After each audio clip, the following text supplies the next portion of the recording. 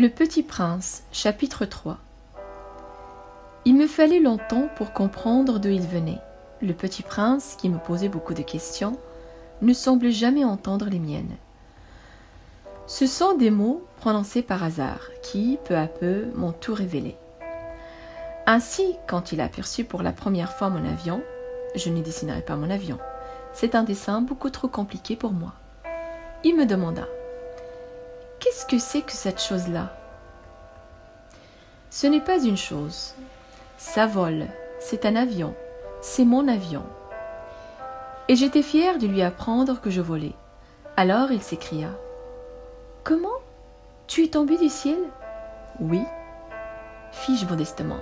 « Ah, ça c'est drôle !» Et le petit prince eut un très joli éclat de rire qui mérita beaucoup. Je désire que l'on prenne mes malheurs au sérieux. Puis il ajouta: « Alors toi aussi tu viens du ciel. De quelle planète es-tu »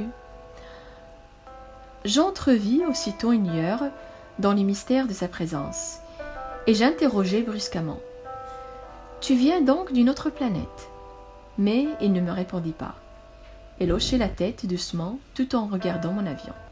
« C'est vrai que là-dessus tu ne peux pas venir de bien loin. » Et il s'enfonça dans une rêverie qui dura longtemps.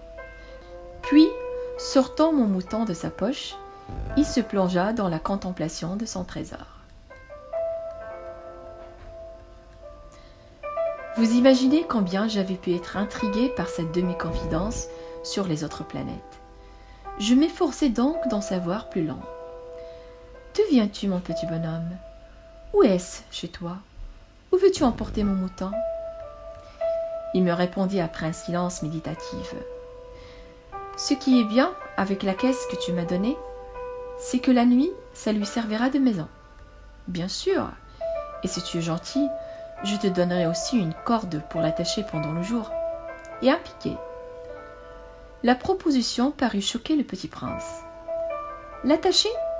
Quelle drôle d'idée ! Mais si tu ne l'attaches pas, il ira n'importe où, et il se perdra. » Et mon ami eut un nouvel éclat de rire. « Mais où veux-tu qu'il aille ? N'importe où, droit devant lui. » Alors le petit prince remarqua gravement: « Ça ne fait rien, c'est tellement petit chez moi. » Et avec un peu de mélancolie, peut-être, il ajouta: « Droit devant soi, on ne peut pas aller bien loin. »